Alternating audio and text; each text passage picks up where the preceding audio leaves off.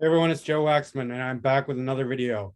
Today, I want to talk about a different topic than astrology. I want to talk about health. Um, so there's a lot of concern these past years that nobody can avoid, with the so-called pandemic. There's a lot of conflicting information, misinformation, fake news, all sorts of stuff. But today, I want to talk about my own experience about how I keep my health and my immunity strong. I'm not vaccinated. I do not believe in vaccinations, period. I'm not anti-vax. I'm pro-health, pro-natural health.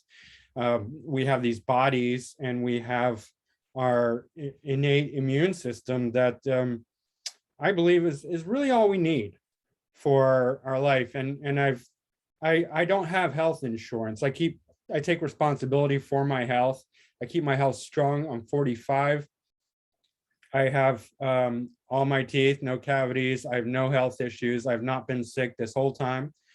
I, and I don't plan on getting sick. I mean, if I get a cold, it's in the past, it's usually very mild. It doesn't last long, and it's not very common because I know how to take care of my health, and I want to share the ways that I take care of my health. And I'm not saying that everyone should copy me, but maybe you can get some good ideas from the things that work for me and the things that I do to protect my health and to keep myself strong. Again, I'm unvaccinated. I'm not afraid of COVID. I'm not afraid of any infection or virus or bacteria or disease. I do not have health insurance. I do not go to the hospital. I do not go to the doctor. I take care of my health. My health is good. My health is my own. I know how to take care of my health. I'm responsible for my health. Nobody else is responsible for my health, not doctors, not hospitals, not the government. I have no mommy, daddy, person, authority in that realm. I do not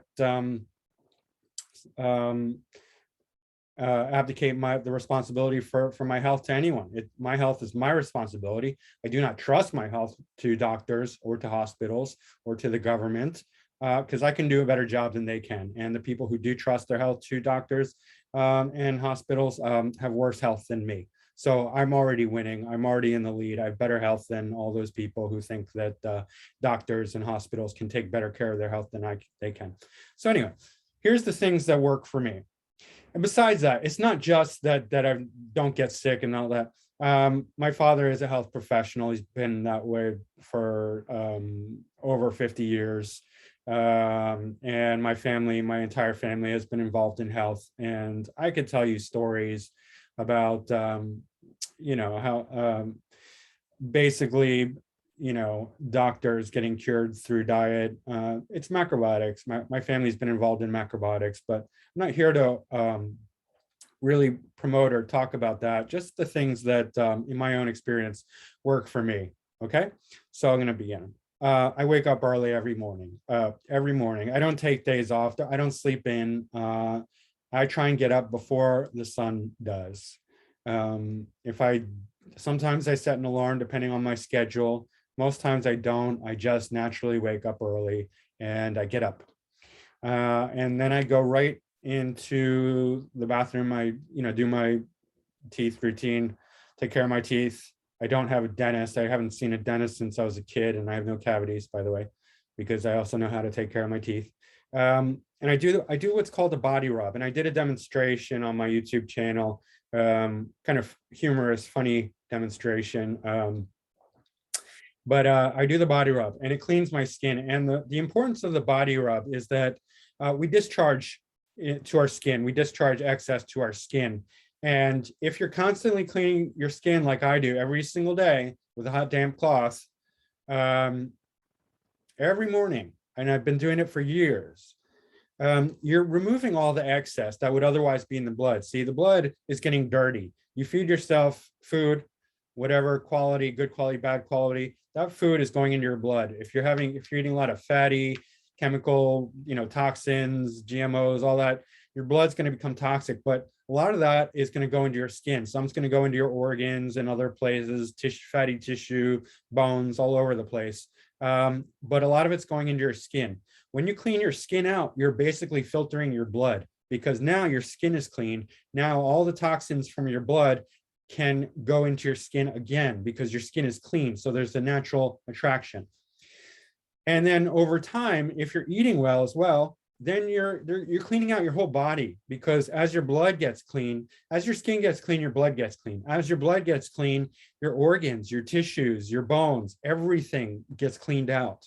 So you're really cleaning out your body from all the toxins. And cancer and heart disease and that, all that, diabetes, it's all from excess fat, protein, toxins, gathering heavy metals, gathering throughout the organs in the body. So the body rub is really cleaning out your whole body on a daily basis. And it's one of the best things anyone can ever do for their health. It costs nothing. And you will just through effort, through your own effort and self-love, you will extend your life phenomenal. Like who knows how long. You'll be much more healthy. And forget dry skin. I have perfect skin, and I'm not kidding you. I have the best skin. I put nothing. I hate putting oil on my skin. I don't need it. My hands are perfect. I have the nicest skin out of anyone I know. Maybe other people who do the body rub every day have equally nice skin, but if you don't do the body rub, I have better skin than you. I don't care if you're a model. I have better skin than you. So I'll challenge you to come look at my skin. It's better. I put nothing on it ever, ever, ever. I have no dry skin at all, anywhere on my body. I drink antioxidant tea every day. So the base of that is green tea, but then I'm people have different preferences, and that's why I didn't say like do this, this, and this.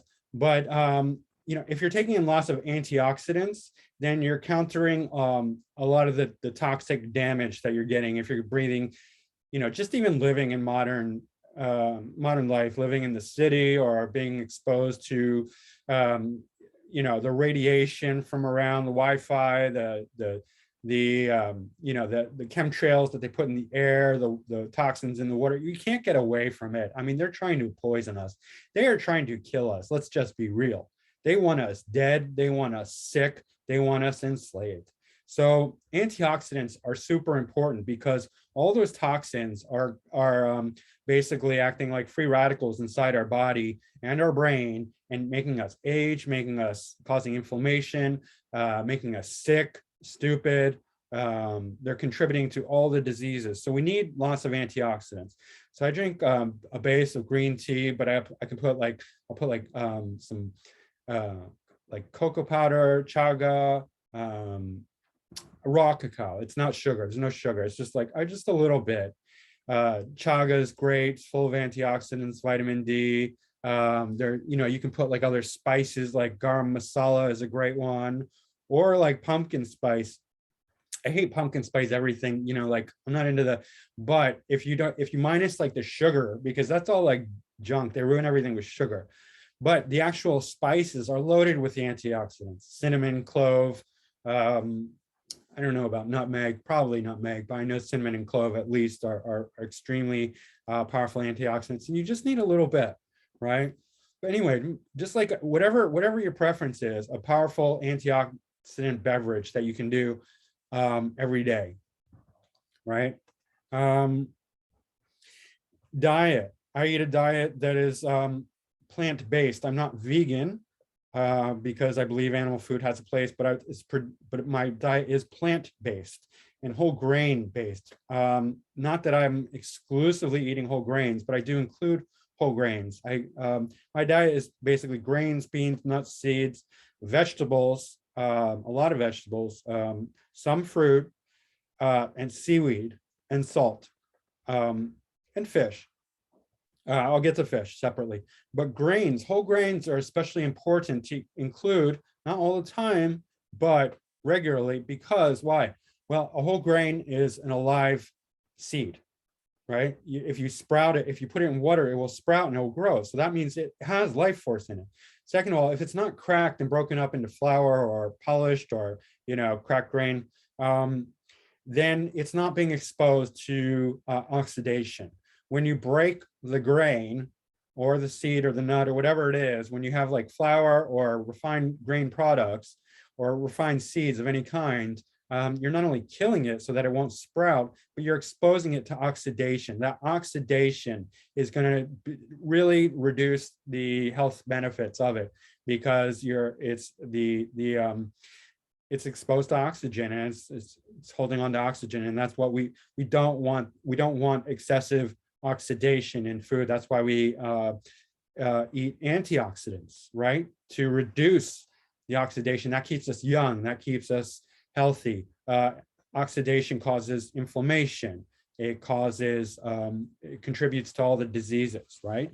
So, all the people who tell you about, avoid whole grains because, anti-nutrient, that's nonsense. That's just nonsense. It's just bad. It's bad science, because I'll tell you why. So one of the main chemical compounds that they're talking about is phytates, or phytic acid. And it's true, if you eat too many phytates, it can reduce minerals. But when you soak grains like you're supposed to and cook them properly, you're just having a small amount of phytates. And phytates are actually, they chelate the body. They remove heavy metals and toxins. And we need that, because they're spraying heavy metals into the air. It's going into our water, it's going into our soil, it's going into our food. We're breathing it in directly. So the toxins are, the heavy metals and toxins are something that these so-called they're not anti-nutrients. They're healthy part of all grains, beans, nuts, and seeds. All grains, beans, nuts, and seeds have phytates in them, or phytic acid. And we reduce them by cooking them properly. So soak and cook your grains and beans and nuts and seeds properly, okay? And then you will have minimal phytates. Now, one thing to be concerned about is don't eat too many almonds. Almonds have very high phytates, especially in the skin. You can soak them and peel them, but other than that, you should be good if you're just eating normal amounts and preparing them in the right way. And eat balance, eat a lot of variety. It's not like I'm a nut, like I like nuts, but I mean, what I'm saying is, don't be dogmatic, don't be scared, don't be fear-based. I don't eat whole grains all the time. I enjoy myself, like I eat white flour, I eat pasta, I eat bread. And by the way, none of that makes you fat unless you're eating really poor quality and you're overdoing it, right? It doesn't. Yeah, I'm not overweight in any way. I weigh 145 pounds, well, 148. All right, and I'm 5'10". So anyway, cooking styles is really important to pay attention to, because people love to fry food, they love to bake food, they love to roast food. Anytime you're cooking without water, that's dangerous. That is contributing to poor health. So like frying, grilling, baking, roasting, toasting, these are all carcinogen producing cooking styles. These styles produce carcinogens. And I don't care how, I'm being really safe, I'm not using too high flame. Now, if you do that on a regular basis, you're consuming regular carcinogens and you're contributing to cancer, you're contributing to heart disease, contributing to stroke, you're contributing to all-cause mortality. You're lowering your life expectancy, you're lowering your mental capacity. Yeah, it's not good. Avoid those styles where you are using dry heat, especially with oil or any fatty foods, frying, baking, grilling, roasting, toasting, right? That's carcinogenic. You will give yourself cancer, okay? Do you want to die young? Do you want to get cancer? Do you want to be one of those people who is afraid of coronavirus and, oh my God, coronavirus. I'm not afraid of it at all. And I haven't been sick once. And I don't care if you have coronavirus and you cough in my face, I'm not going to get sick. I challenge anyone, I'm not afraid, I'm not. My immunity is strong. My immunity will take care of it within a second. Not even in a second. I already have immunity. So I'm not being arrogant. This is just it's my daily reality. It's real for me. I don't worry. I don't do that. I'm not like, oh my God, you're not wearing a mask, you're not vaccinated, you're going to make me sick. None of that. All right, seaweed is also really important. So is salt. Not too much salt, but definitely use salt. We need salt. Salt is salt helps all our systems communicate. Salt is necessary. So is seaweed. Seaweed has iodine and it has glutamic acid, glutamate. This is the natural umami flavor, especially kombu, which is Japanese kelp. That's where they get MSG from, the idea. MSG is not healthy, but kombu is very healthy. Glutamic acid is the basis for glutathione. Glutathione is the master antioxidant that graphene oxide depletes from our body. Children have abundant supply of glutathione. As we get older, we have less and less glutathione. Kombu has the most glutamic acid out of any food, which is Japanese kelp. It's a seaweed. It's the thick stuff, and it's that's what they'll put Japanese food. They'll use kombu to get that umami flavor. If you ever watch Iron Chef, Morimoto uses kombu like all the time. He like wraps fish in like giant sheets of kombu. But if you make you don't need to use that much. If you use a small piece and put it in a soup stock or in beans or whatever, it's excellent. You get tons of iodine, which is great. It's naturally occurring, and you get the glutamic acid. And you get tons of minerals too. And that's the glutamic acid is what you want for not only the umami taste, but glutathione, which is the master antioxidant. Okay. So the other thing is eating habits are very important. Eat regular meals at regular times, right? Like morning, 8 a.m., lunch, 12 noon, dinner, 6 p.m. I eat regularly every day, and that keeps my systems regular. When your system is regular, then your health is that much stronger because your body's just getting used to patterns. And we want to keep our eating habits as regular as possible and our food varied. So we have that polarity, like same times every day, sit down to eat without doing other things, chew your food well, because we have teeth for a reason. It's for chewing our food, right? Don't eat too fast, just, have a sort of Zen-like attitude with food, which means you're paying attention to your food. You have gratitude for your food. You're showing respect to your food, and you're eating your food, and you're not doing other things, like conversation with family, eating together with family and friends. That's good, right? But just regular times, sit down, don't eat standing up, and show some respect to your food. Pay attention, because it's building your body, it's building your mind, it's building your life. It's the foundation for your whole life. It's extremely important for health. Health starts with our food, okay? And water quality is equally important. I used a filter. It is a Berkey filter. It's a gravity filter, and it has 2 carbon blocks. And I have there's 2 other filters underneath for fluoride. And that's so important because the tap water, in America is very bad. It's toxic. They put fluoride in it. Fluoride destroys your brain. It really does.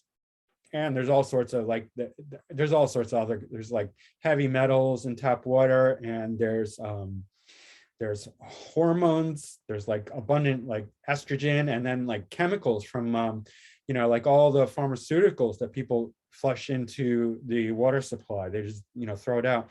That's all in there. There's all sorts of drugs and chemicals in the water. So it's really poor quality water. So we need to filter it. That's very important.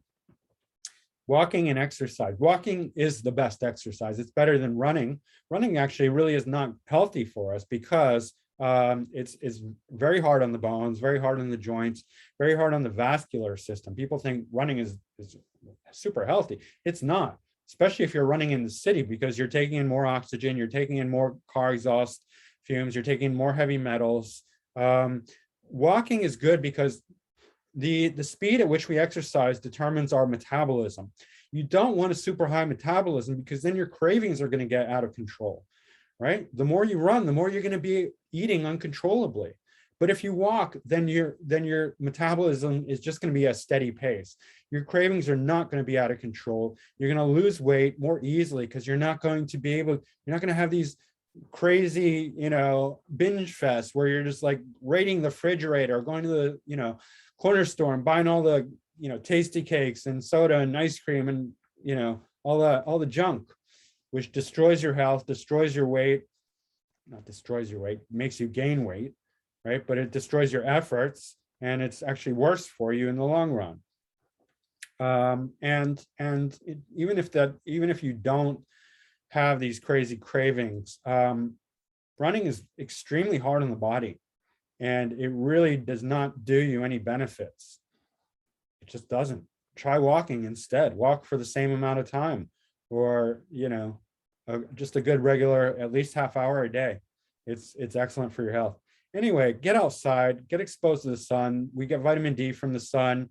Not only that, but when we're in sunlight, it's filtering our blood. Sunlight filters our blood, literally, because not only through the skin, we have capillaries that go right up into the skin. Okay, maybe you're not bald like I am, but you still have skin, and if you can expose that to the sunlight, also the eyes, the blood is running through the eyes, and when the sunlight enters our eyes, not directly looking at the sun, but just being in the sunlight, then the light is hitting the blood, and the full spectrum light has a healing effect on our blood quality. It's very alkalizing. It makes our blood better. So that's really important to have, optimal blood quality, and vitamin D and fresh air and just exercise in general. Fish and fish bone stock is really important. So now, what kind of fish? Generally, smaller game fish are better. When I buy fish, I go to the fish market, and I'll buy like smelts or sardines or whatever small fish I can get. The reason why is that I like to eat the bones. But if you want to get a bigger fish, don't buy fillets, buy the whole fish. And you can, here's how I do it. Sometimes I'll go in there and I'll buy like a big bag of like salmon carcasses, and because they leave a lot of meat on there. Like salmon is good too. So I'll cook it once, like right at the end, and then I'll eat all the salmon off. It's cheaper that way too. But then I'll save the bones. And here's the really important part. You want to make bone broth. And fish is better than chicken or beef. Why? Well, because nutritionally, fish is excellent. Number one. Number two, energetically, it doesn't have the same. It's not as evolved as chicken or meat. Now, you may not understand this, but just bear with me for a minute. I'm just going to explain. Number one, well, chicken, let's look at chicken. Chicken has hollow bones.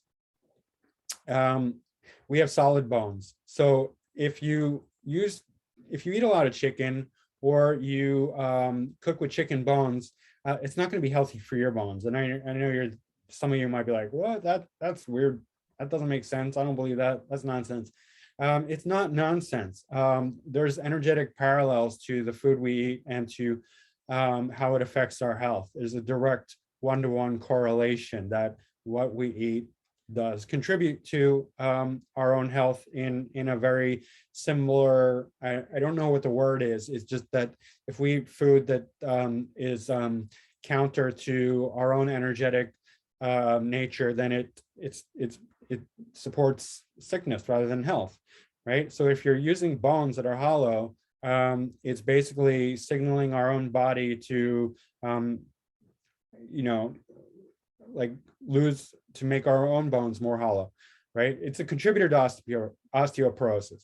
All right, so fish do not have hollow bones; they have solid bones. Beef has solid bones, but beef is a mammal. Beef is a very evolved mammal, so there's karmic significations for that. And whether you believe that or not, this is how I see it. This is how I was taught, how I learned, and how I understand it. A cow is a very evolved animal that actually has emotions. All evolved mammals have emotions, and you can see this even if you get to know a cow, or even if you don't get to know a cow. Cows have been known to cry. That's been documented, and they've been known to have a certain amount of sentience. So what does it mean if you're taking life that you don't need to take life, not for nutrition, but just for your own enjoyment? That's karmically, that is, there's a karmic cost to that. Okay.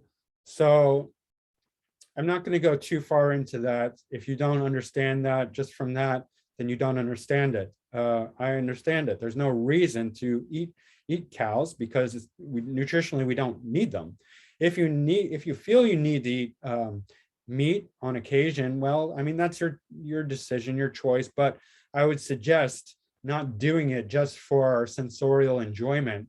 But if you really feel like you need the nutrition and you can't get it through consuming less conscious animals like fish, right? Fish is the best choice. So small fish, game fish like sardines, like smelts, like herring, like any small white meat fish, and including salmon. And then, so with smelts, you can eat the bones, but with salmon, you can't eat the bones. So anyway, so I make a bone stock with the salmon bones. I'll cook it once to get the salmon flesh. I'll eat that off the bones. Then I'll save the bones and then make a stock. And that you can cook like, a few hours to really get all the nutrition out of the bones. And ideally, you want to cook it. You would add kombu, which is kelp seaweed, and shiitake mushroom. That's the best way, in my opinion, because those are both traditional Japanese, but it's not because it's Japanese that makes it good, but because that it is good, and the Japanese knew that. It's just kelp seaweed adds a lot of minerals, like I said, glutamic acid, and so does the shiitake mushroom. Shiitake mushrooms have also very high in glutamic acid, which again is the basis for glutathione. Shiitake mushrooms also have a host of other healthful compounds that are extremely beneficial and support immunity tremendously. Like dried shiitakes, good quality, are excellent for your health, right? So you do that, and you make a really nice stock. Then you can have a soup of whatever you want. You can throw in other vegetables, after you fish out the bones. I would not eat the kombu. Some people eat the kombu. It's just a little too intense. It's just like excess minerals, and it's not really needed. What you want is the stock, and you can eat the shiitake. Excuse me. You can eat the shiitake mushroom. So again, don't eat the bones. Don't eat the kombu. Do eat the shiitake mushroom. Okay. Avoid extremes like sugar, alcohol, and drugs. And I'm not saying like be a saint, like never eat any, cake or ice cream or whatever. I mean, of course, that's, I'm not here to tell you what to do, but I am suggesting that you try not to have like a regular habit of sugar or alcohol or other drugs or chemicals and things like that, including pharmaceuticals and prescription drugs. Obviously, if you have a health problem and you find that you don't think that there's any other way, that's, you're gonna have to make up your own mind about that. However, I do not believe that, especially for mental health problems, that it's necessary for ongoing medication. I believe that anyone can heal themselves through doing the work and to get off the meds. I do have experience with that. I had some friends die from pharmaceutical meds, and yeah, that's a whole nother story. But avoid extremes. If you like to drink alcohol, do it minimally, do it responsibly, do it with good quality, and if you can avoid it, avoid it. If you can avoid sugar, right? And any drugs or other extremes, avoid them too. Okay. Now the only supplement or pill I take is a B12 pill, because B12 is really, really important. And it is, even if you're eating, like if you're eating a lot of wild, like meat and seafood, and that it's sourced properly, like you're actually doing the fishing, you're eating clams, you're eating wild animals like that, you probably don't need B12. But if you're eating minimal animal food and you're not sure if the animal food is getting adequate B12, because even farmed animals, they're not getting good B12 most of the time, unless they're pastured and they're out eating, grass and bugs and dirt and things like that. They can be equally as deficient in B12. Don't think just because you eat meat that you're getting your B12. You might be B12 deficient, unless you're taking some kind of supplement. And if you're vegan, there really is no reliable source of B12. I know the arguments. Believe me, I've been in I've been in all the community. I've heard of all. There's no reliable sources of B12 in the vegan diet. Period. I know that you can say like, oh, there's B12 and this and that and the other, but it's either an analog, in which case it's not helping you at all and it's actually doing harm, or it's unreliable and it may have some B12 and may not. So you don't want to mess around with it. There are plenty of people who've gotten into trouble from not having adequate B12, including strokes. Yes, people get strokes on the vegan diet from not having B12, and they get atherosclerosis. Their lining of the arteries gets clogged because B12 is essential in that whole process. So B12 is very important. Now, healing trauma is extremely important, and I know this personally because I did have to heal my own trauma. As a kid, I had childhood trauma. A train hit and killed my brother when I was 10, and that was very traumatizing. And I did not heal it, and it does not go away for decades until you really consciously work on it. And if you have trauma, nothing else is going to fall into place. The trauma will drive you towards destructive lifestyle. It did for me. It drove me to drink every single day, a lot, and smoke cigarettes constantly. And that took a huge toll on my health. And luckily, I was able to heal myself and get out all of that. Now I don't need to drink alcohol. I actually don't drink alcohol on at home. If I do, it's a rare occasion, and that's usually like if I'm out with somebody, social situation. And I don't smoke cigarettes, and I don't need to, and I don't have the destructive tendency, that destructive urge, because I've healed most of my trauma, and it's an ongoing process. It's never 100%. I mean, if it's 100%, maybe you're already an enlightened being. But anyway, heal your trauma, because there's nothing else you can. If you have mental, emotional illness, and all mental illness has a root in trauma. Yeah, there can be some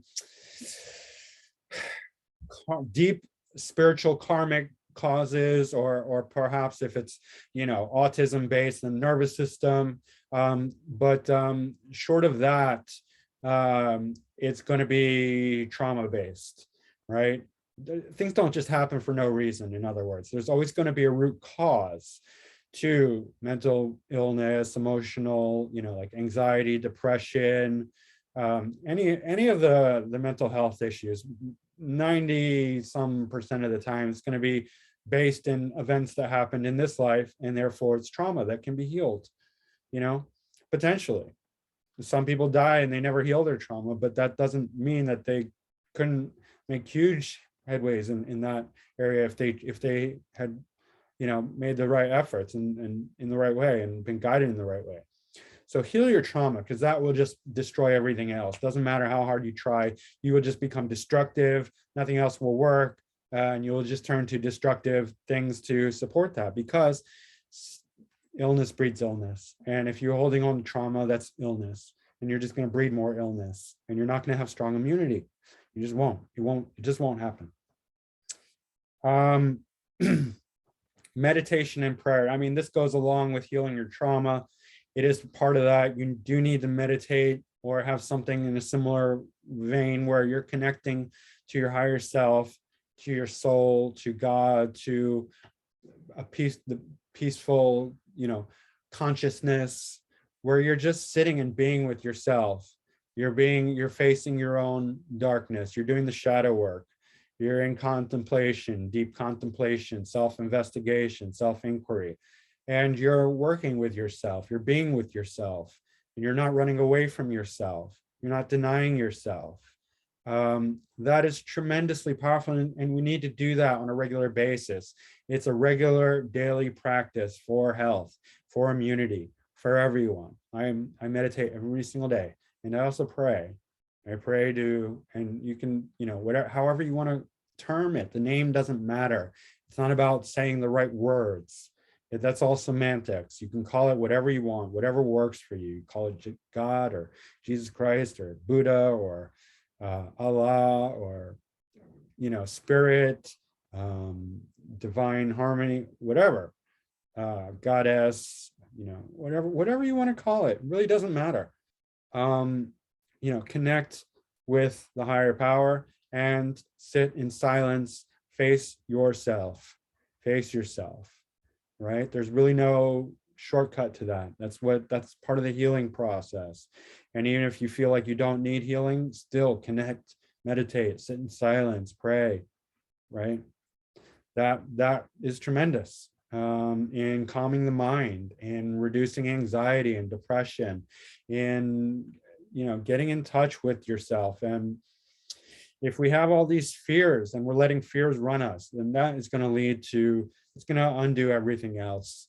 We need to calm the mind and face the fears, because nothing else that's going to disturb everything else. If you don't have that calm, peaceful mind and faith and connection to the higher power, to God, to the universe, nothing else is really going to work. And finally, that leads to faith. If you can connect to the higher power, to God, to the universe, to the spirit, to the soul, to the divine, to Allah, to whatever you want to call it, to the infinite, harmony, oneness, if you have that faith, then you're not going to be afraid.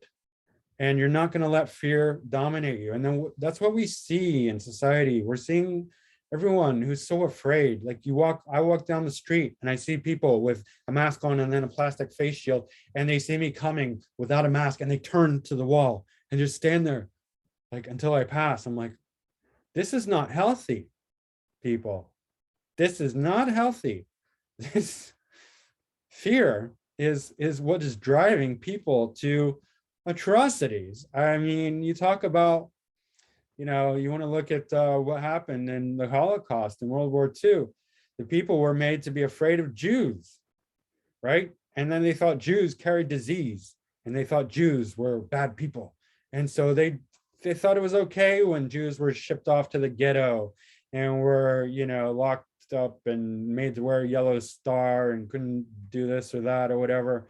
They took their guns away, and then they were shipping them off to camps and making them into slaves and beating them, murdering them, and all that and that. Everyone's like, well, yeah, it's probably for the best because Jews are bad people and they're sick after all. That was my family. So, I mean, that's not the point. The point is that fear is the cause of all that. And fear leads us when we have no faith in God, in the divine, in the universe, in life, in the harmony, the grand harmony of things, the order of the universe, the harmony within everything. Fear is, that's really where we get all the darkness in the world, is through fear. That's where we get egotism. That's where we get, like Satanism, Satan worship. That's worshiping the ego. That's really what Satanism is all about. If you look at the beliefs of Satanism, it's all about the self being the most powerful thing. That's what they worship. They worship the self, which is not the self in the divine sense, but the self in the very limited physical sense, which is the ego. They want to live in this identity, this body forever, be immortal in this identity. That's ego. That's ego worship, and that's fear-based, right? So yeah, guys, this, I'm just telling you, like, I'm completely unafraid of Corona nonsense. Like, it's a hoax. Like, No, I think there's something to it. I'm not going to say it's 100% not a hoax, but for the majority, it's a hoax. I mean, they've taken something really small and insignificant and blown it into something that's like, I mean, ridiculous, ridiculous. And I hope I don't get censored for this video, because this is about immunity. This is not about anything else. This is about keeping your immunity strong and how to stay healthy and how to stay positive and not get beat down by the endless propaganda. And I'm going to say something else, that physical health is not really any different from mental health. And if you want to have the mental immunity to withstand all the onslaught, the attacks of propaganda and fear porn and all this stuff, they're trying to get you to, like, oh my God, go crazy and go insane.